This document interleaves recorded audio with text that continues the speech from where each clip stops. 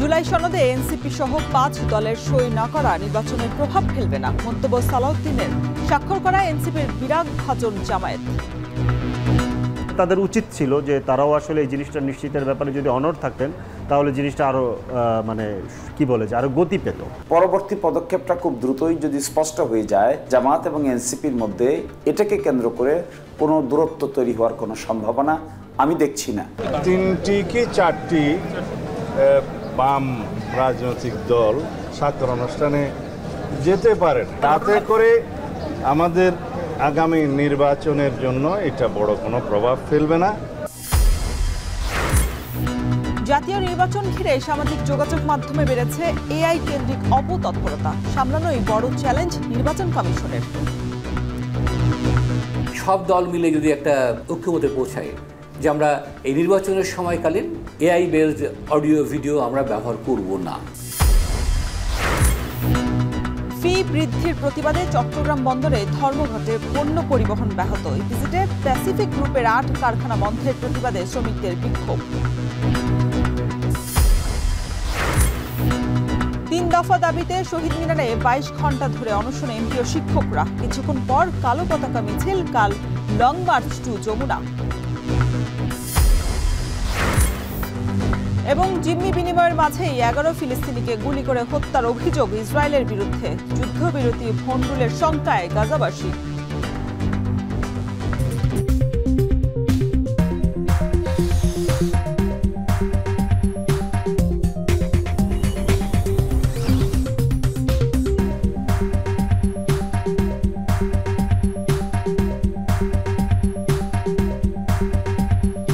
স্বাগত। এখন ঢাকায় পুরো আয়োজনে আপনাদের সঙ্গে আছি আমি শরীফ রওশন।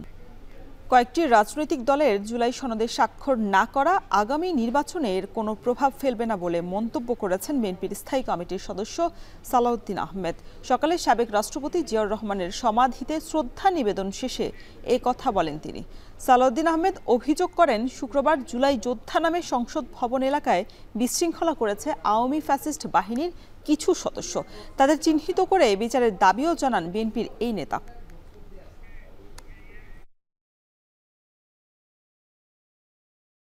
তিনটি কি 4টি বাম রাজনৈতিক দল স্বাক্ষর অনুষ্ঠানে যেতে পারেন।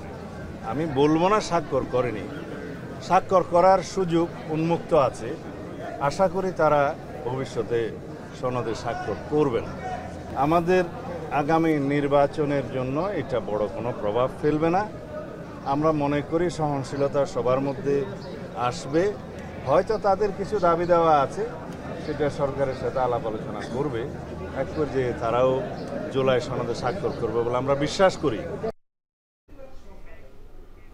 এদিকে জুলাই সনদ স্বাক্ষর ঘিরে নতুন করে মতবিরোধ তৈরি হয়েছে জামায়াত এবং এনসিপির মধ্যে। জামায়াত বলছে আইনগত ভিত্তির নিশ্চয়তা নিয়েই স্বাক্ষর করেছেন তারা। দলটির প্রত্যাশা এনসিপিও হয়তো শিগগিরই স্বাক্ষর করবে জুলাই সনদে। তবে এনসিপি বলছে আইনি ভিত্তি পেলেই বিষয়টি নিয়ে সিদ্ধান্ত জানাবেন তারা। বিস্তারিত জানাচ্ছেন বেলায়েত হোসেন। রাজনীতিতে আজ যে শত্রু কাল সে মিত্র, নেই স্থায়ী কোনো বন্ধু, নেই স্থায়ী শত্রুও। আজ যার সঙ্গে কাঁধে কাঁধ মিলিয়ে লড়াই, কাল তাকেই দেখা যায় প্রতিপক্ষের আসনে। এই যেমন বিএনপি জামায়াতের কথাই ধরা যাক। দীর্ঘ 2 দশকেরও বেশি সময় ভোটের মাঠে, রাজনীতির মাঠে সঙ্গী ছিল দল দুটি, আর এখন তাদের যোজন যোজন দূরত্ব। তবে 24 পরবর্তী জামায়াতের উদীয়মান মিত্র জাতীয় নাগরিক পার্টির সাথেও সম্পর্ক যে তিক্ততায় গড়াবে তা হয়তো জুলাই সনদ স্বাক্ষর অনুষ্ঠান না আসলে এতটা প্রকাশ্য হতো না। জাতীয় নাগরিক কমিটি, পরবর্তীতে যা এনসিপি, একসময় এখানে সাবেক শিবির নেতাদের আধিপত্য থাকলেও দিন যত গড়িয়েছে ততই চির ধরেছে জামায়াতের সাথে তাদের সম্পর্কের।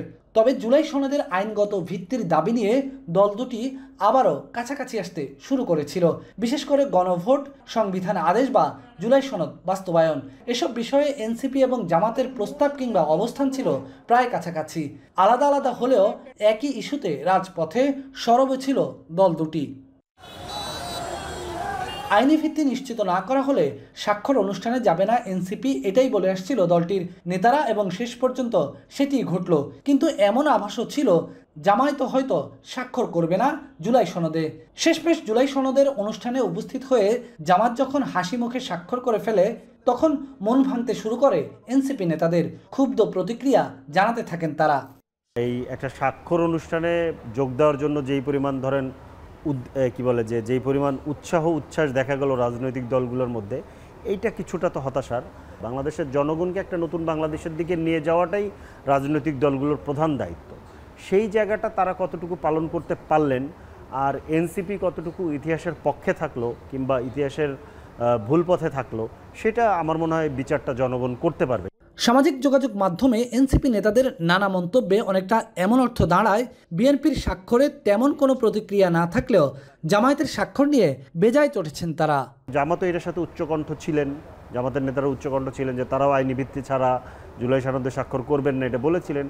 শেষ মুহূর্তে তারা এটা কেন করলেন এটা তারাই ভালো জবাব দিতে পারবে। তবে তাদের উচিত ছিল যে তারাও আসলে এই জিনিসটা নিশ্চিতের ব্যাপারে যদি অনড় থাকতেন তাহলে জিনিসটা আরও আরও গতি পেত।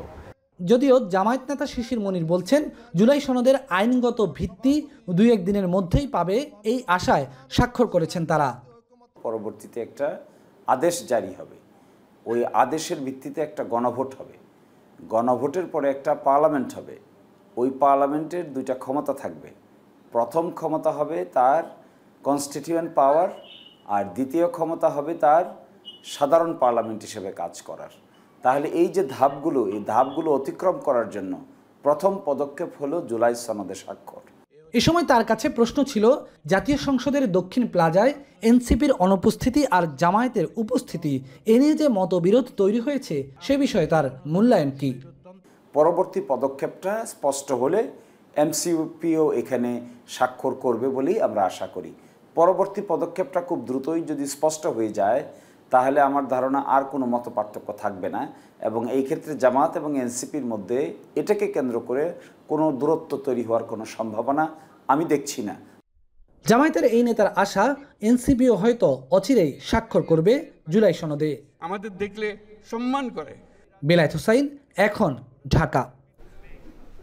সত্য মিথ্যার সংমিশ্রণ, সম্পূর্ণ গুজব কিংবা টার্গেট করে ব্যক্তির বিরুদ্ধে অপপ্রচার সবই ঘটছে সামাজিক যোগাযোগ মাধ্যমে। বিশেষ করে এআইয়ের মাধ্যমে এমন গুজবও ছড়ানো সম্ভব যা শুধু কয়েকটি কেন্দ্রেই নয়, পুরো নির্বাচনকে ভণ্ডুল করে দিতে পারে বলে শঙ্কা প্রযুক্তিবিদদের। অন্যদিকে নির্বাচন কমিশনের এআই নিয়ে দুশ্চিন্তা থাকলেও এর প্রতিরোধে কতটা প্রস্তুতি নিতে পেরেছেন তারা, এর উত্তরই খুঁজেছেন সহকর্মী নাজমুস সাকিব। জাতীয় নির্বাচনে কাকে ভোট দেবেন? আমি জাতীয়তাবাদী দল বিএনপিকে ভোট দেব, আমার দেশকে সুন্দর ও শান্তিপূর্ণ করতে। দেখে সত্য মনে হলেও ভিডিওটি আসলে নকল ও এআই জেনারেটেড। বিভিন্ন রাজনৈতিক দলগুলোর এমন সব ভিডিও ঘুরে বেড়াচ্ছে সামাজিক যোগাযোগ মাধ্যমে। এনসিপি ও জামায়াত কেন পিআর পদ্ধতি চায়? কিন্তু প্রচারণার বাইরেও এমন সব ভিডিও রয়েছে যেখানে চালানো হচ্ছে অপপ্রচার। ভুল তথ্য কিংবা গুজব ছড়ানোর মাধ্যম হয়ে উঠছে এসব ভিডিও। এতে সাধারণ মানুষের পক্ষে বোঝা কঠিন হচ্ছে কোনটি আসল আর কোনটি নকল। উভয় দলের 100 জন নেতাকর্মীর মধ্যে 80 জনই আগে আওয়ামী লীগের নেতা ছিলেন। এসব ভিডিও তৈরি হয় কিভাবে? লার্নিং বাংলাদেশ নামক এই প্রতিষ্ঠানে ডিজাইন, অ্যানিমেশন সহ এআই কন্টেন্ট তৈরি ও প্রশিক্ষণ দেওয়া হয়। প্রতিষ্ঠানটির কর্ণধার দেখালেন চ্যাটজিপিটি বা এআই সহ নানা সফটওয়্যার দিয়ে প্রম্পট তৈরি করে খুব সহজেই তৈরি হচ্ছে ভিডিও। আমার ভোট আমি দিয়েছি আর আমার সাথে পুরো এলাকার মানুষ, এবার নির্বাচনে আমরা জয়ী হবই, এটা হচ্ছে ডায়লগ। হ্যাঁ, এই ডায়লগে একটা ভিডিও বানাবো। এখন কিন্তু সে আমাকে একদম ডিটেইলে প্রম্পট লিখে দিচ্ছে। গুগল ফ্লোতে আসবো, এখানে আমি দিয়ে দিব, দিয়ে হচ্ছে এন্টার দিব। আমার ভোট আমি দিয়েছি আর আমার সাথে আছে পুরো এলাকার মানুষ, এবার নির্বাচনে আমরা জয়ী হবই। এসব ভিডিও তৈরিতে নির্ধারিত সফটওয়্যারে ভোট কিংবা নির্বাচন সংক্রান্ত কিছু নীতিমালা থাকলেও প্রম্পটের শব্দগত পরিবর্তন করে খুব সহজেই গুজব বা অন্যের বিরুদ্ধে অপপ্রচার চালানো সম্ভব হচ্ছে। টেক্সট দিয়ে একটা ভিডিও জেনারেট করে ফেলতে পারছেন, হয়তোবা এটা নতুন এনভায়রনমেন্ট কিংবা 80% 60% হচ্ছে সিমিলার আছে।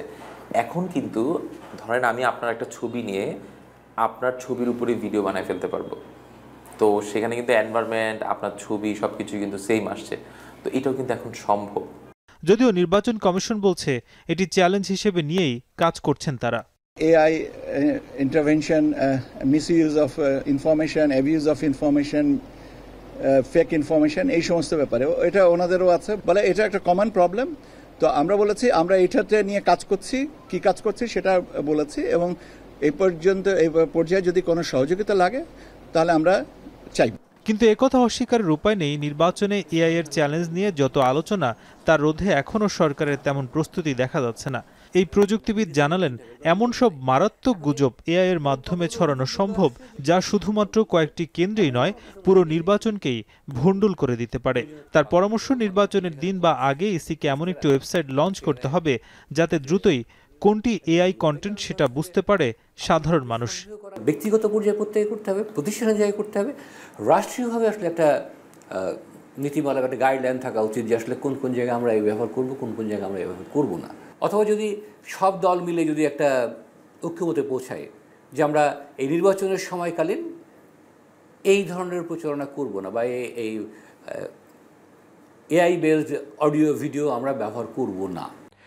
আগামী নির্বাচন ঘিরে এআই এর ব্যবহারকে নিরুৎসাহিত করেছে নির্বাচন কমিশন। আর এআই দিয়ে কোনো অপরাধমূলক কাজ করলে ব্যক্তির বিরুদ্ধে শাস্তিমূলক ব্যবস্থাও গ্রহণ করা হবে বলে জানায় কমিশন। কিন্তু সেই শাস্তির প্রক্রিয়া কেমন হবে এবং অপরাধীদের কিভাবে আইনের আওতায় আনা যাবে সেটা এখনও স্পষ্ট করেনি নির্বাচন কমিশন। তাই বিশেষজ্ঞরা পরামর্শ দিচ্ছেন, শুধুমাত্র কেন্দ্রীয়ভাবেই নয়, একেবারে জেলা পর্যায়ে বিশেষজ্ঞ কমিটির মাধ্যমে এসব অপরাধীদের ধরা গেলে হয়তো আগামী নির্বাচন অনেকটাই স্বচ্ছ হবে। নাজমুস সাকিব, এখন, ঢাকা। বন্দরে প্রবেশ ফি বাড়ানোর প্রতিবাদে চট্টগ্রাম বন্দরে পণ্য পরিবহন বন্ধ করে দিয়েছে ট্রাক, কভার্ড ভ্যান এবং ট্রেলার সহ বিভিন্ন পরিবহন মালিক সমিতি। ব্যাহত হচ্ছে পণ্য ডেলিভারি কার্যক্রম। এ বিষয়ে আরও বিস্তারিত জানাতে আমাদের সাথে বন্দর থেকে যুক্ত হয়েছেন সহকর্মী হাজিরা শিউলি। শিউলি, জানাবেন যে এই যে ফি কমানো না হলে অনির্দিষ্টকালের জন্য ধর্মঘট চালিয়ে যাওয়ার একটা হুমকি দিয়েছে মালিক সমিতি। এই সমস্যার সমাধানে কি কর্তৃপক্ষ তাদের সাথে কথা বলেছে কিনা, সার্বিক পরিস্থিতি কি জানাবেন?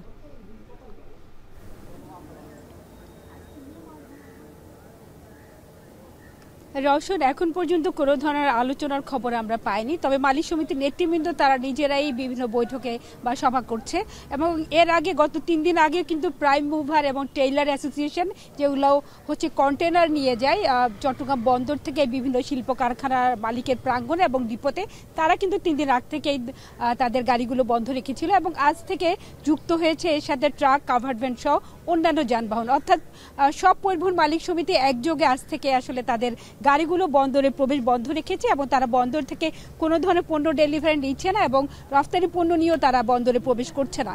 এবং তারা বলছে আসলে হুট করে এবং কোনো ধরনের আলোচনা ছাড়াই বন্দর কর্তৃপক্ষ গত 14 অক্টোবর রাত থেকে যে 4 গুণ হারে বাড়তি যানবাহন প্রবেশ ফি এবং গেট পাস ফি নিচ্ছে সেটি অযৌক্তিক এবং অগ্রহণযোগ্য, এবং তারা বলছে যে এভাবে আসলে 4 গুণ হারে প্রবেশ ফি বাড়ানোর কোনো যৌক্তিকতা নেই এবং এক্ষেত্রে তাদের সাথে কোনো ধরনের আলোচনা করা হয়নি। এবং বর্তমান সময়ে তাদেরকে যেমন জ্বালানি তেলের দাম, সেই সাথে টায়ার টিউবের যন্ত্রাংশের দাম বৃদ্ধি এবং অগ্রিম আয়কর ফি সব বিভিন্ন ধরনের খরচের সাথে তাদের এটি একটি বাড়তি খরচ, এবং এই খরচ আসলে তাদের যে পরিচালন ফি সেটি তাদের কুলিয়ে ওঠা সম্ভব নয়। এবং এর ফলে কিন্তু চট্টগ্রাম বন্দর থেকে সব ধরনের পণ্য আমদানি পণ্য ডেলিভারি বন্ধ হয়ে গেছে। তবে ডিপো থেকে কিছু কিছু গাড়ি রফতানি পণ্য নিয়ে ঢুকছে বলে আমরা জানতে পেরেছি, তবে সেটি নিশ্চিত নয়। সেক্ষেত্রে কিন্তু বন্দরের কার্যক্রমে বলা যায় মারাত্মক অচল অবস্থা। যদিও জাহাজ থেকে পণ্য ওঠানামা করছে, তবে যে কন্টেনারগুলো বা পণ্যগুলো জাহাজ থেকে খালাস হচ্ছে সেগুলো কিন্তু ডেলিভারি হচ্ছে না। এক্ষেত্রে বন্দরের একটি আবার নতুন করে কন্টেনার জট সৃষ্টির আশঙ্কা দেখা দিয়েছে। বর্তমানে চট্টগ্রাম বন্দরে প্রায় 43,000 টিউএস কন্টেনার রয়েছে। এর সাথে প্রতিদিন কিন্তু প্রায় 8 থেকে 9,000 টিউএস কন্টেনার কিন্তু হ্যান্ডলিং হয়, এবং সেই কন্টেনারগুলো ডেলিভারি না হলে বন্দরে স্পেস সংকট দেখা দেবে এবং বন্দরে জাহাজ থেকে কিন্তু পণ্য ওঠানামা অনেকটাই বন্ধ হয়ে যাবে। এবং সবচেয়ে বড় কথা, রফতানি পণ্য নিয়ে যদি গাড়ি প্রবেশ করতে না পারে তাহলে রফতানি এই পণ্যের বা জাহাজ মিস হবে, এবং সেক্ষেত্রে কিন্তু একটি উদ্বেগ থেকেই যায়। নতুন করে আবার বায়ারদের সাথে তাদের কন্ট্যাক্ট করতে হয় এবং পোশাক শিল্পে কিন্তু একটি লিড টাইম থাকে এবং নির্দিষ্ট সময়ের মধ্যে তাদেরকে পণ্য রফতানি করতে হয়, না হলে কিন্তু অনেক সময় তাদের অর্ডার ক্যান্সেল বা নানা ধরনের দাম কমিয়ে দেওয়ার বা কম দামে পণ্য বিক্রির একটি ঝুঁকি থাকে। তো সব মিলিয়ে বলে যে আসলে এটি সমাধান হওয়া খুবই জরুরি। যত সময় গড়াবে ততই কিন্তু ক্ষয়ক্ষতির পরিমাণ বাড়বে। তো এই ছিল আমার কাছে এখনকার মতো চট্টগ্রাম বন্দরে পণ্য পরিবহন বন্ধের সবশেষ। বন্দরের প্রবেশ ফি বাড়ানোর প্রতিবাদে অনির্দিষ্টকালের জন্য ধর্মঘট দেওয়ার হুঁশিয়ারি দিয়েছেন পরিবহন মালিক সমিতি। সে বিষয়ে আমাদেরকে বিস্তারিত জানাচ্ছিলেন সহকর্মী হাজেরা শুলি। এদিকে চট্টগ্রাম বন্দরের বিভিন্ন সেবায় বর্ধিত ট্যারিফ আরোপের বিরুদ্ধে প্রতিবাদ সভা হচ্ছে। উপস্থিত আছেন ব্যবসায়ী, শিল্পপতি, উদ্যোক্তা এবং বন্দর ব্যবহারকারীরা। এ বিষয়ে বিস্তারিত জানাতে আমাদের সাথে নেভি কনভেনশন সেন্টার থেকে যুক্ত হয়েছেন শোয়েব রহমান। শোয়েব, প্রতিবাদ সভা থেকে বক্তারা কি দাবি করছেন বিস্তারিত জানাবেন। শরীফ, প্রতিবাদ সভাটি এখনো শুরু হয়নি, তবে আপনাকে বন্দরের যে ট্যারিফ বৃদ্ধি সেই ব্যাপারে ব্যবসায়ীদের যে মন্তব্য বা বক্তব্য সেই বিষয়গুলো একটু জানিয়ে রাখি। ব্যবসায়ীরা বলছেন যে ট্যারিফ বাড়ানো হয়েছে 52টি সেবার মধ্যে প্রায় 23টি সেবাতে বন্দর অতিরিক্ত মাসুল আরোপ করেছে এবং এই অতিরিক্ত যে মাসুল আরোপ করা হয়েছে সেটি কোনো সেবার ক্ষেত্রে 2 গুণ 3 গুণ আরোপ করা হয়েছে এবং গড়ে সেটি প্রায় 41% হারে ট্যারিফ বাড়ানো হয়েছে। যদিও বন্দর কর্তৃপক্ষ বলছেন যে গত 40 বছরে বন্দরের ট্যারিফ সেভাবে বাড়ানো হয়নি, কিন্তু 2007-08 সালের দিকে কিন্তু আমরা দেখেছি যে 5 থেকে 7টি সেবার উপরে বন্দর ট্যারিফ কিন্তু বাড়িয়েছিল। অন্যদিকে 40 বছর আগের যে হিসেবের কথা বলা হচ্ছে, 40 বছর আগে তখন কিন্তু ডলারের দামও কম ছিল, তখন প্রতি ডলারের বিনিময় মূল্য ছিল 30 থেকে 35 টাকা এরকম, কিন্তু এখন কিন্তু সেই ডলারের বিনিময় মূল্য 125 টাকার উপরে। তো সেই জায়গা থেকে দেখা যাচ্ছে যে বন্দর কিন্তু ডলারের মূল্য বৃদ্ধির কারণে স্বাভাবিকভাবে অতিরিক্ত অর্থ আদায় করতে পারছে এবং বন্দর একটি লাভজনক প্রতিষ্ঠান। সেই জায়গা থেকে 41% হারে গড়ে ট্যারিফ বাড়ানোর সিদ্ধান্তকে অযৌক্তিক বলছেন ব্যবসায়ী এবং বন্দর ব্যবহারকারীরা। তারা জানিয়েছিলেন যে এই যে ট্যারিফ বাড়ানোর যে প্রক্রিয়াটি সেটি যাতে ধাপে ধাপে করানো হয়, অর্থাৎ 10 থেকে 12% বাড়ানোর একটি প্রস্তাব বন্দর ব্যবহারকারী এবং সেই সাথে ব্যবসায়ী যারা রয়েছেন তারা জানিয়েছিলেন, কিন্তু সেই জায়গাতে কিন্তু গত 14 অক্টোবর থেকে 41% হারে ট্যারিফ কার্যকর করেছে চট্টগ্রাম বন্দর কর্তৃপক্ষ এবং এর প্রভাবে ব্যবসায়ীরা বিশেষ করে বলছেন যে আমদানি রপ্তানি যে পণ্য, সেই আমদানি রপ্তানি পণ্যের উপরে খরচ বৃদ্ধি পাবে এবং সেই খরচ বৃদ্ধির প্রভাব কিন্তু সরাসরি পড়বে যেই রপ্তানিমুখী শিল্প এবং সেই সাথে ব্যবসায় ভোগ্যপণ্য বা ভোক্তা যারা রয়েছেন তাদের উপরেই কিন্তু সেটির প্রভাব পড়বে। অনেক পণ্যের দাম কিন্তু বেড়ে যাবে। বিশেষ করে আমি যদি বলি যে জ্বালানি তেল, সিমেন্টের কাঁচামাল, ক্লিংকার এবং এর বাইরে তেল এবং গমের মতো যে পণ্যগুলো রয়েছে সেগুলো শুধুমাত্র খোলা আকারে বা বস্তা আকারে নিয়ে আসা হয়, কিন্তু এর বাইরে বেশিরভাগ পণ্যই কিন্তু কন্টেনার আকারে নিয়ে আসা হয়। তো কন্টেনারের মাসুল চার্জ বাড়লে কিন্তু সেই পণ্যগুলোর উপর দামের প্রভাব পড়বে এবং এই কারণে ব্যবসায়ীরা বলছেন যে এটিকে কমিয়ে আনার জন্য 10 থেকে 12% করার জন্য। রওশন, চট্টগ্রাম থেকে যুক্ত ছিলেন সহকর্মী শোয়েব রহমান। এদিকে চট্টগ্রামে প্যাসিফিক গ্রুপের 8 কারখানা বন্ধের প্রতিবাদে বিক্ষোভ করেছেন শ্রমিকরা।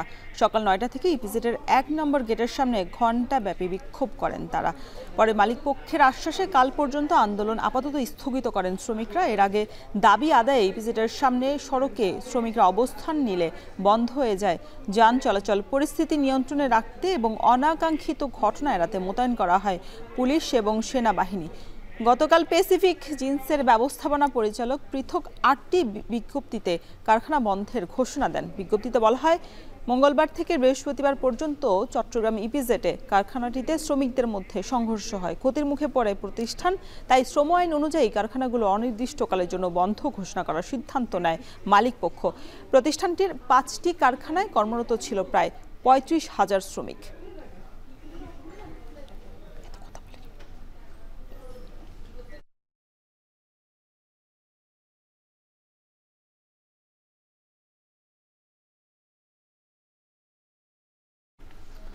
সাভারের আশুলিয়ায় অন্তঃসত্ত্বা নারী শ্রমিকের মৃত্যুকে কেন্দ্র করে গিল্ডেন গ্রুপের 3টি কারখানার চতুর্থ দিনের মতো কর্মবিরতি পালন করছেন শ্রমিকরা। সকালে পলাশবাড়ির গিল্ডেন অ্যাক্টিভ ওয়ার বিডি লিমিটেডের শ্রমিকরা কাজ বন্ধ রেখে বিক্ষোভ শুরু করেন। যোগ দেন জামগড়া গিল্ডেন গার্মেন্টস লিমিটেড এবং নয়ারহাটের এসডিএস ইন্টারন্যাশনাল কারখানার শ্রমিকরাও। পরিস্থিতি নিয়ন্ত্রণে কারখানা এবং আশপাশের এলাকায় মোতায়েন রয়েছে আইনশৃঙ্খলা বাহিনীর সদস্যরা। এর আগে গত সোমবার বিকেলে ঢাকা মেডিকেল চিকিৎসাধীন অবস্থায় মারা যান এসডিএস ইন্টারন্যাশনালের সুইং অপারেটর তাজমিনা খাতুন। শ্রমিকদের অভিযোগ, অন্তঃসত্ত্বা অবস্থায় অসুস্থ হলেও কর্তৃপক্ষ তাকে ছুটি এবং চিকিৎসা সহায়তা দেয়নি। সহকর্মীরা চাঁদা তুলে চিকিৎসার উদ্যোগ নিলেও তাতে বাধা দেয় কারখানা কর্তৃপক্ষ। এই ঘটনায় জড়িতদের বিরুদ্ধে ব্যবস্থা নেওয়ার দাবি আন্দোলনরত শ্রমিকদের।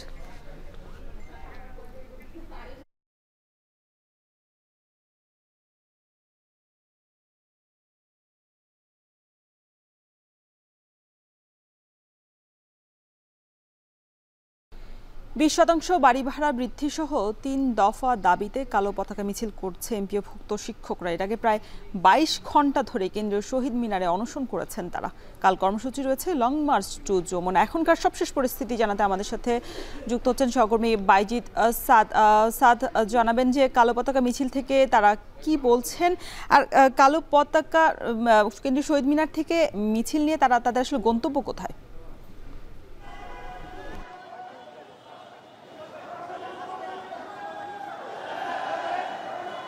কালো পতাকা মিছিল শিক্ষকরা তাদের 3 দফা দাবিতে ইতিমধ্যে শুরু করেছেন এবং কালো পতাকা মিছিল সেটি শিক্ষা ভবন হয়ে এই মুহূর্তে আসলে কদম ফোয়ারা অর্থাৎ প্রেস ক্লাবের সামনে যেই গোল চত্বরটি রয়েছে কদম ফোয়ারা সেখানে এসে শেষ হবে এবং এখানে ইতিমধ্যেই শিক্ষকরা পৌঁছে গিয়েছেন। তাদের যেই 3 দফা দাবি রয়েছে সেটি মেনে নিয়ে সরকার কেন এখনো প্রজ্ঞাপন জারি করেনি সেটির জন্য এবং শিক্ষকদের ওপর রাষ্ট্রের যেই অনীহা তারা যেটি বলছেন বা তাদের সঙ্গে যেই প্রহসন কিংবা তাদেরকে গুরুত্ব না দেওয়া সেটির প্রতিবাদ জানানোর জন্যই মূলত তারা কালো পতাকা মিছিল করছেন।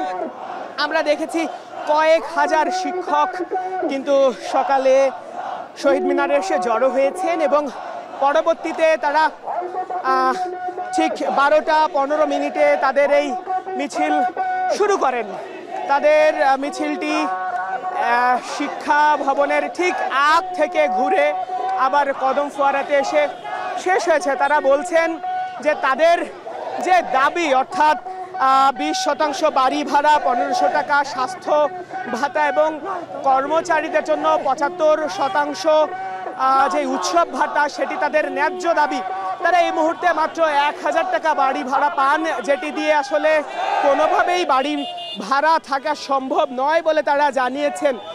এবং তাদের যেই আন্দোলন সেটি গত রবিবারে ঠিক প্রেস ক্লাবের এই জায়গাটিতেই শুরু হয় এবং সেখানে তাদের উপরে পুলিশি হামলা হয়, তারা এই অভিযোগ করেছেন এবং তারা বলছিলেন যে তাদের উপরে লাঠিচার্জ করা হয়, সাউন্ড গ্রেনেড নিক্ষেপ করা হয় এবং সেখানে বেশ কয়েকজন আহত হন, কয়েকজনকে আটক করা হয়, যদিও তাদেরকে পরবর্তীতে ছেড়ে দেওয়া হয়। কিন্তু এর প্রতিবাদে মূলত তারা টানা 7 দিনের আন্দোলন চালিয়ে যাচ্ছেন এবং 6 দিন ধরে শহীদ মিনারে অবস্থান কর্মসূচির পাশাপাশি সারা দেশে 30,000-এরও বেশি শিক্ষা প্রতিষ্ঠান বন্ধ রেখে তারা কর্মবিরতিতে রয়েছেন।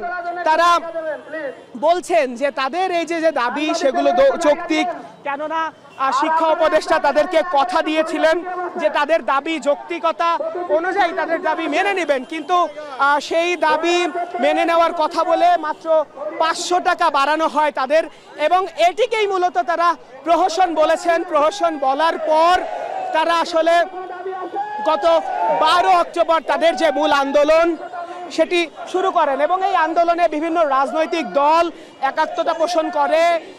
সেই রাজনৈতিক দলগুলো আসলে একাত্মতা পোষণ করলেও রাষ্ট্রীয়ভাবে তাদের সঙ্গে আসলে কোনোরূপ আলাপ আলোচনা করা হয়নি। তাদের বেশ কয়েকবার আলাপ আলোচনার প্রস্তাব এসেছে কিন্তু তারা সেটি প্রত্যাখ্যান করেছেন। পরবর্তীতে তারা গত বৃহস্পতিবারে সেই প্রস্তাবে আসলে রাজি হন এবং তারা শিক্ষা উপদেষ্টার সঙ্গে সাক্ষাৎ করেন, যেখানে শিক্ষা উপদেষ্টা তাদের বলেন যে 5% বেশি আসলে তাদের যে দাবি সেটি মেনে নেওয়া সম্ভব নয়। পরবর্তীতে শিক্ষকরা যারা রয়েছেন তারা বলেন শিক্ষা উপদেষ্টা বিভিন্ন সংস্থার চাপে তাদের দাবি মেনে নেওয়ার কথা বলে তাদের সঙ্গে যে আলোচনা করেছেন সেটি আসলে আইওয়াশ ছিল এবং তারা এটি প্রত্যাখ্যান করেন। পরবর্তীতে তারা আজকে অনশনে গিয়েছেন, গতকাল দুপুর থেকে তারা অনশন চালিয়ে যাচ্ছেন এবং সেই কর্মসূচির অংশ হিসেবে আজ তারা কালো পতাকা মিছিল করেছেন এবং তাদের এই কালো পতাকা মিছিলটি কদম ফোয়ারাতে এসেছে। এমপিওভুক্ত শিক্ষকদের কালো পতাকা মিছিলের সবশেষ খবর জানাতে আমাদের সাথে যুক্ত ছিলেন সহকর্মী বাইজিৎ সাদ। নরসিংদীতে বছর ব্যবধানে খুন এবং মামলা বেড়েছে প্রায় দ্বিগুণ। জেলায় গেল 1 বছরে খুন হয়েছে 120 জনেরও বেশি। তথ্যমতে সবগুলো খুনের পেছনে রয়েছে অর্থ লেনদেনের এক নীরব খেলা। খুনের কারণ, অস্ত্র যোগান আর কিলিং মিশনের আদ্যোপান্ত অনুসন্ধান করেছেন রাকিবুল ইসলাম।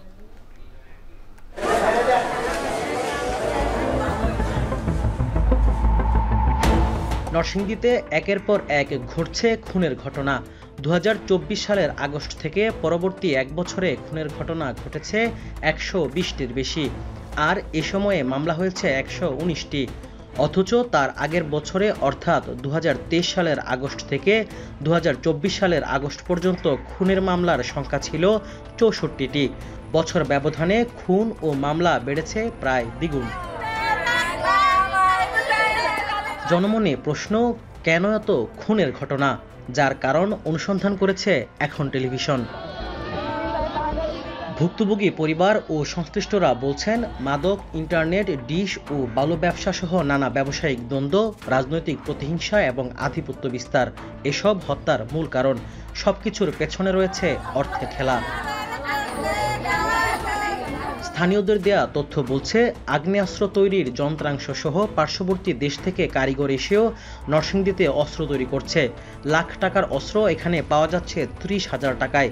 অস্ত্র সহজলভ্য হওয়ায় টাকার বিনিময়ে অস্ত্র দিয়ে ভাড়াখাটা সন্ত্রাসীও আছে জেলায়। এছাড়া অপরাধীরা আশ্রয় নিচ্ছে রায়পুরার দুর্গম চরাঞ্চলে, যার পেছনে আইনশৃঙ্খলা বাহিনীর দায় আছে বলে অভিযোগ অনেকের।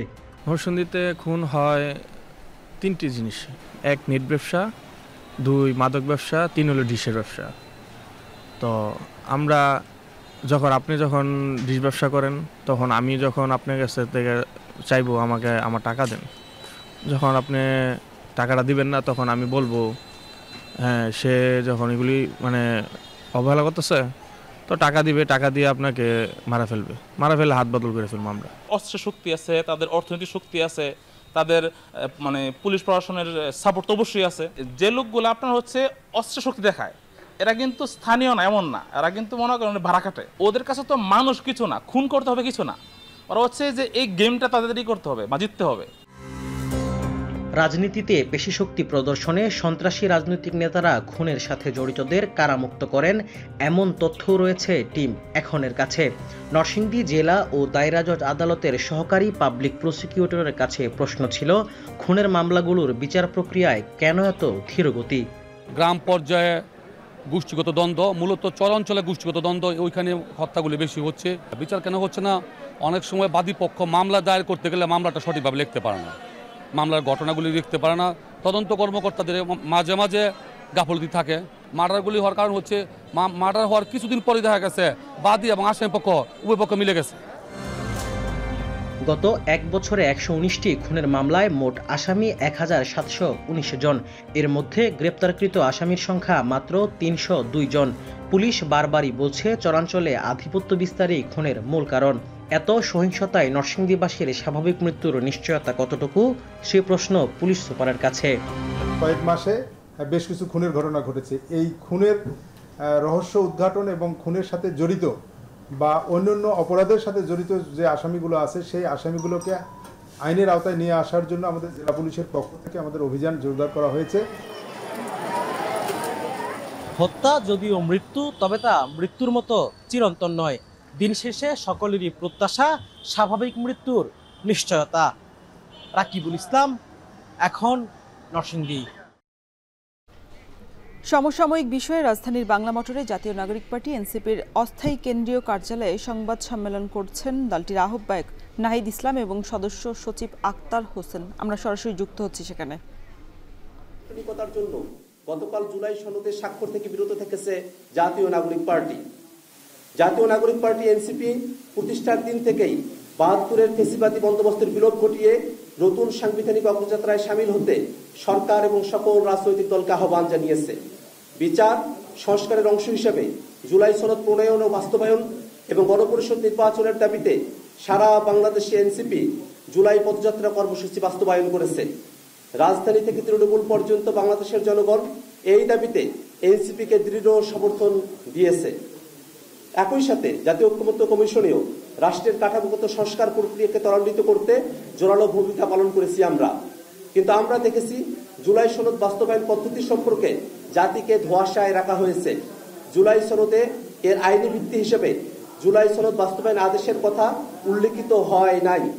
আমরা বলেছি অভ্যুত্থান পরবর্তী যে কোনো বন্দোবস্তের নৈতিক ও আইনি ভিত্তি হতে হবে জুলাই অভ্যুত্থানে প্রকাশিত জনগণের সার্বভৌম ও গাঠনিক ক্ষমতা। কিন্তু দুর্ভাগ্যের বিষয়, জুলাই সনদে জনগণের সার্বভৌম ও গাঠনিক ক্ষমতা সম্পর্কিত মৌলিক সত্যের কোনো উল্লেখ নাই। সনদ বাস্তবায়নের একটি প্রক্রিয়া হিসেবে সকল রাজনৈতিক দল গণভোটে সম্মত হলেও খোদ গণভোটের আইনি কাঠামো তথা জুলাই সনদ বাস্তবায়ন আদর্শের কথা সনদে বিবৃত হয় নাই। অপরদিকে জুলাই সনদে রাজনৈতিক দলগুলো সংবিধানের এমন কিছু অনুচ্ছেদ পরিবর্তনের ব্যাপারে সম্মত হয়েছে যা বিদ্যমান সংবিধানের তথাকথিত বেসিক স্ট্রাকচারের আওতাভুক্ত। ফলে ৭২-এর সাংবিধানিক কাঠামোর অধীনে থেকে খোদের বেসিক স্ট্রাকচারকে লঙ্ঘন করে সংবিধান সংশোধন বা সংস্কার করলেও অদূর ভবিষ্যতে এই প্রক্রিয়া আদৌতে চ্যালেঞ্জ এবং বাতিল হওয়ার সম্ভাবনা রাখে। কাজে এই প্রক্রিয়ায় জুলাই সনদ পাশ হলে এটি জনগণের সাথে একটি সাংবিধানিক প্রতারণা বই কিছুই হবে না। এবার আন্তর্জাতিক যুদ্ধবিরতির মাঝেই শুক্রবার ইসরায়েলের বিরুদ্ধে ১১ ফিলিস্তিনিকে গুলি করে হত্যার অভিযোগ তুলেছে গাজার সিভিল ডিফেন্স। আইডিএফের বিরুদ্ধে তোলা হচ্ছে যুদ্ধবিরতির শর্তের ভঙ্গের অভিযোগও। এদিকে যুদ্ধবিরতি কার্যকর রাখতে মধ্যপ্রাচ্য সফরের ঘোষণা দিয়েছেন মার্কিন বিশেষ প্রতিনিধি স্টিভ উইটকফ। বিস্তারিত জানাচ্ছেন সতীর্থ কর্মকার। শুক্রবার মধ্যরাত গাজা সীমান্তের কাছে দুইবার আলোর ঝলকানি, যদিও নিশ্চিত হওয়া যায়নি এটি কোনো হামলার দৃশ্য কিনা। ট্রাম্পের উদ্যোগে কাতার, তুরস্ক ও মিশরের মধ্যস্থতায় গাজায় যুদ্ধবিরতি কার্যকরের আজ চতুর্থ দিন, কিন্তু এরই মধ্যে বিচ্ছিন্ন হামলা, পাল্টাপাল্টি অভিযোগে ইসরায়েল হামাস যুদ্ধবিরতির স্থায়িত্ব নিয়ে প্রশ্ন তুলছে আন্তর্জাতিক গণমাধ্যম। শুক্রবার প্রথমে ইসরায়েলি সেনাদের বিরুদ্ধে নির্বিচারে ফিলিস্তিনিদের হত্যার অভিযোগ তোলে হামাস। পরে গাজার সিভিল ডিফেন্স জানায়, গাজার মূল শহরের দক্ষিণ পূর্বাঞ্চলের একটি গাড়িতে এলোপাথারি গুলি চালায় ইসরায়েলি সেনারা। এতে প্রাণ যায় বেশ কয়েকজন ফিলিস্তিনির। আইডিএফ এই অভিযোগের প্রেক্ষিতে কোনো মন্তব্য না করলেও হামাসের অভিযোগ যুদ্ধবিরতির শর্ত মানছে না ইসরায়েল। তারপরেও ট্রাম্প প্রস্তাবিত শান্তি চুক্তির দ্বিতীয় ধাপ কার্যকরে মধ্যস্থতাকারীদের তৎপর হওয়ার আহ্বান জানিয়েছে হামাস। সীমান্ত খুলে দেয়া, ত্রাণ সরবরাহ বৃদ্ধি, উপত্যকার সংস্কার কাজ শুরু করা, একটি প্রশাসনিক কাঠামো নির্মাণ ও ইসরায়েলি সেনা প্রত্যাহারের দাবি তাদের। তবে রয়টার্সকে দেয়া সাক্ষাৎকারে হামাসের এক শীর্ষ কর্মকর্তা নিশ্চিত করেছেন, গাজার নিরাপত্তা ব্যবস্থার নিয়ন্ত্রণ রাখতে চায় সংস্থাটি এবং কোনোভাবেই অস্ত্র জমা দেওয়ার শর্ত মানবে না হামাস। لأن قطاع غزة يحتاج إلى 5 سنوات على الأقل لبنائه يعني. ولا أريد أن أقول أقل ولا أكثر من ذلك، لكن هذا هو المعدل. نريد للشعب الفلسطيني أن يلتقط أنفاسه، وبالتأكيد خلال هذه الفترة هناك استعداد لمناقشة المستقبل. এদিকে যুদ্ধবিধ্বস্ত গাজা থেকে পুনরুদ্ধার করা এক ইসরায়েলি জিম্মির মরদেহ রেডক্রসের মাধ্যমে আইডিএফের কাছে হস্তান্তর করেছে হামাস। এরই মধ্যে তার পরিচয় শনাক্ত করেছে ইসরায়েল। যুদ্ধবিরতির শর্ত অনুযায়ী মৃত ২৮ ইসরায়েলি জিম্মির মরদেহ হস্তান্তর করতে রাজি হয়েছিল হামাস। এখনও পর্যন্ত ১০ জনের মরদেহ পাঠানো হলেও বাকি আছে আরও ১৮ জনের মরদেহ। ইসরায়েলি হামলায় বিধ্বস্ত উপত্যকা থেকে মরদেহ উদ্ধারে অভিযান চালাচ্ছে সংগঠনটি। ভারী সরঞ্জামের অভাবে উদ্ধার অভিযান চালানো কঠিন হচ্ছে বলে দাবি করছে তারা। এমন প্রেক্ষাপটে গাজার যুদ্ধবিরতি যেন ভেস্তে না যায় তা নিশ্চিত করতে মধ্যপ্রাচ্য সফরের ঘোষণা দিয়েছেন মার্কিন বিশেষ প্রতিনিধি স্টিভ উইটকফ। এদিকে গাজায় খাবার, পানি, ওষুধ ও অস্থায়ী ক্যাম্পসহ বিভিন্ন ত্রাণ সরঞ্জামের সরবরাহ বাড়াতে আন্তর্জাতিক মহল ও মানবাধিকার সংস্থার দৃষ্টি আকর্ষণ করেছে জাতিসংঘ। যেসব করিডোর দিয়ে ত্রাণ পৌঁছানো হচ্ছে সেগুলো বাদে আরও কয়েকটি করিডোর খুলে দেওয়ার আহ্বান জানাচ্ছেন তারা। পাশাপাশি গাজার ১০ লাখ নারী ও কন্যা শিশুকে অপুষ্টিজনিত রোগ থেকে বাঁচানোর চ্যালেঞ্জের বিষয়েও বার্তা দিয়েছে সংস্থাটি। অভিযোগ আছে, ত্রাণের ট্রাক প্রবেশে বাধা দিচ্ছে ইসরায়েলের কিছু কট্টরপন্থী সংগঠন। সতীর্থ কর্মকার, এখন বিশ্ব। দর্শক, রাজধানীর বাংলা মোটরে জাতীয় নাগরিক পার্টি এনসিপির অস্থায়ী কেন্দ্রীয় কার্যালয়ে সংবাদ সম্মেলনে এই মুহূর্তে কথা বলছেন দলটির আহ্বায়ক নাহিদ ইসলাম। আমরা সরাসরি চলে যাচ্ছি সেখানে। এছাড়া এর কোনো অর্থ থাকবে না। ফলে সরকারের প্রতি আমাদের আহ্বান, রাজনৈতিক দলগুলোর প্রতি আহ্বান এবং জনগণের প্রতিও আমাদের সেই আহ্বান রয়েছে। জনগণ কালকে এটা দেখেছে, পুরা অনুষ্ঠানটাই দেখেছে।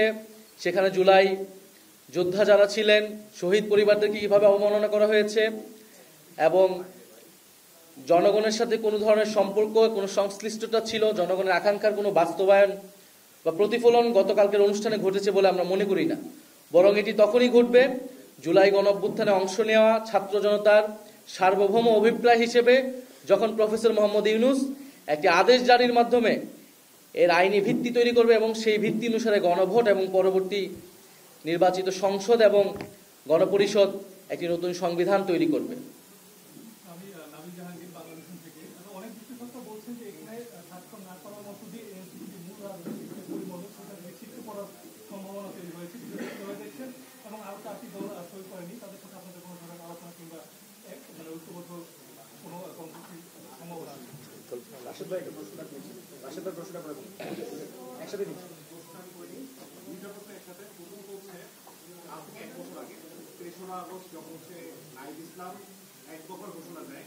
তখন নাইব ইসলামের কাছে পুরোপুরিভাবে সেই জিনিসটা ছিল পুরো মানুষ থেকে শুরু করে শুরু।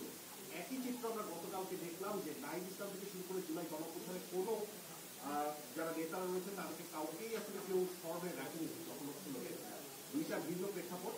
এবং একই সাথে আমরা কিন্তু দেখেছি অল্প কিছুক্ষণ আগে বিএনপির যে সালাউদ্দিন আহমেদ তিনি কিন্তু বলেছেন যে জাতীয় নাগরিক পার্টি এবং 4 বাম দলের কোনো রকম স্বাক্ষর করা নির্বাচনে কোনো প্রভাব ফেলবে না। অন্য যেই দলগুলা স্বাক্ষর করেনি তারা তাদের ভিন্ন দাবি রয়েছে, তাদের সাথে আমাদের কোনো ধরনের সম্পর্কীয় সংশ্লিষ্ট বা দাবিরও কোনো মিল নেই। জাতীয় নাগরিক পার্টি সম্পূর্ণ আলাদা একটি রাজনৈতিক অবস্থান থেকে গণ অভ্যুত্থানের এবং একটি গণতান্ত্রিক অবস্থান থেকে গতকালকের অনুষ্ঠানে যায়নি এবং আমাদের এই বর্তমান দাবিগুলো আমরা উপস্থাপন করছি। দ্বিতীয়ত, জাতীয় রাজনীতি থেকে ছিটকে যাওয়ার যে বিষয়টা আমরা বরং দেখি যারা গতকালকের অনুষ্ঠানে গিয়েছিল, গতকালকে যে প্রক্রিয়ায় স্বাক্ষর নিয়েছে, গণ অভ্যুত্থান থেকে এবং জনগণ থেকে তারা ছিটকে গিয়েছে। ফলে আমরা চাই যে তারা জনগণের কাছে আসুক। যেই জনগণ, যেই ছাত্ররা গণ অভ্যুত্থানে নেমে জীবন দিয়েছিল, বুলেটের সামনে দাঁড়িয়েছিল এবং তাদের যে অভিপ্রায় ছিল একটি নতুন গণতান্ত্রিক অন্তর্ভুক্তিমূলক বাংলাদেশ, সেই বাংলাদেশ প্রতিষ্ঠায় আমরা যাতে আবারও ঐক্যবদ্ধ হতে পারি। আরেকটি কথা যেটি বললেন, দেখেন ছবিতে কে আসলো না আসলো, আমরা আসলাম কি আসলাম না, এটা নিয়ে আমাদের কোনো মাথা ব্যথা নেই। গণ অভ্যুত্থানের পর আমরা সকল দায়িত্ব প্রফেসর মোহাম্মদ ইউনূসকে অর্পণ করেছিলাম এবং আমরা রাজনৈতিক দলগুলোর প্রতি, ফ্যাসিবাদ বিরোধী দলগুলোর প্রতি আহ্বান জানিয়েছিলাম, ছাত্র জনতা তাদের দায়িত্ব পালন করেছে, আপনারা আপনাদের দায়িত্ব পালন করুন। একটি নতুন গণতান্ত্রিক বাংলাদেশ আমাদেরকে উপহার দিন, সাংবিধানিক সংস্কার করুন, দেশের অর্থনৈতিক সংস্কার করুন, জাতীয় সরকার গঠনের মাধ্যমে ঐক্যবদ্ধভাবে দেশকে নেতৃত্ব দিন, পরিচালনা দিন। তারা আমাদের সেই প্রস্তাব ফিরিয়ে দিয়েছিলেন বলে আমাদেরকে সরকারে প্রবেশ করতে হয়েছিল, পরবর্তীতে রাজনৈতিক দল গঠন করতে হয়েছিল।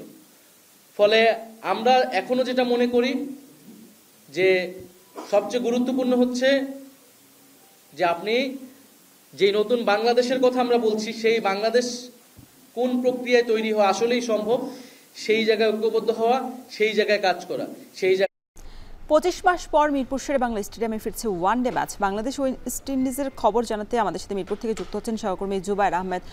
জুবায়ের, জানাবেন যে দর্শকদের ভিড় কেমন দেখছেন ম্যাচের আগে? ধন্যবাদ রওশন। মিরপুর শেরেবাংলা ক্রিকেট স্টেডিয়ামে ওয়ানডে ক্রিকেট ফিরছে দুপুর 1:30টা থেকে ম্যাচ শুরু হবার কথা। তবে এখন পর্যন্ত যদি আমরা দর্শক উপস্থিতির কথা বিবেচনা করি, সেইভাবে প্রত্যাশিত মাত্রা এখনো পর্যন্ত দর্শক দেখা যায়নি। যদিও মাঠে দর্শকদের প্রবেশ অধিকারের জন্য গেট খুলে দেওয়া হয়েছে, কিন্তু দর্শক সমাগম প্রত্যাশার চেয়ে এখন পর্যন্ত অনেক কম। ধারণা করা হচ্ছে বেলা বাড়ার সঙ্গে সঙ্গে দর্শক উপস্থিতি একটু বাড়তে পারবে। কিছু ক্ষেত্রে আমাদের দেখা গিয়েছে অনেকে ব্রাহ্মণবাড়িয়া থেকে একদল সমর্থক এসেছেন, ঢাকার বাহির থেকে অনেকে এসছেন যদিও, কিন্তু উপস্থিতির হার যদি অন্যান্য বাংলাদেশ ক্রিকেটের বাদবাকি সময়ের সাথে চিন্তা করা হয় এখনো পর্যন্ত বেশ অনেকটাই কম। আমাদের দর্শকদের সাথে আমাদের কথাবার্তা বলে দেখেছি, মূলত বাংলাদেশ দলের বর্তমান পারফরমেন্সের যে অবস্থা তার তুলনায় দর্শকের ঘাটতি। এই ছিল আমার কাছে থাকা সবশেষ খবরাখবর। এই ছিল এখন ঢাকার আয়োজনে। এতক্ষণ সঙ্গে থাকার জন্য সবাইকে ধন্যবাদ।